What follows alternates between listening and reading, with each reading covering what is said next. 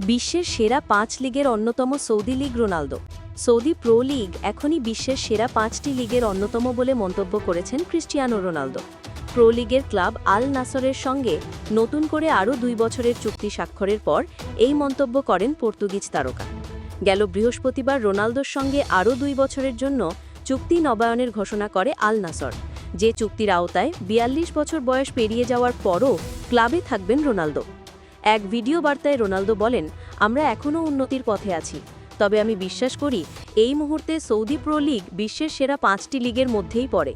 আমি বিশ্বাস করি আমরা আরও উন্নতি করব এবং গত ২ বছরে প্রমাণ হয়েছে যে এই লিগ ক্রমাগত উন্নতি করছে।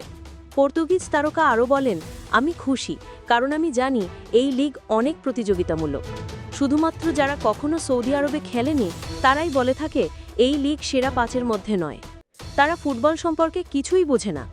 আমি আমার কথায় ১০০% বিশ্বাস রাখি, আর যারা এই লিগে খেলে তারা জানে আমি কি বলছি।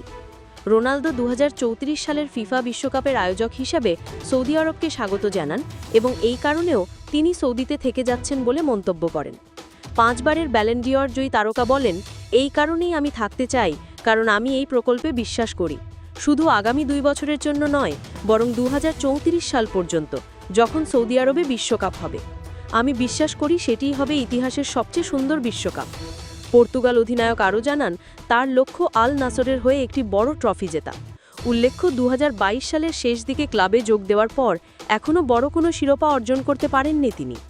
রোনালদো আরও বলেন, আমার লক্ষ্য আল নাসরের হয়ে কিছু গুরুত্বপূর্ণ জয়। আমি এখনও বিশ্বাস করি সেটা সম্ভব।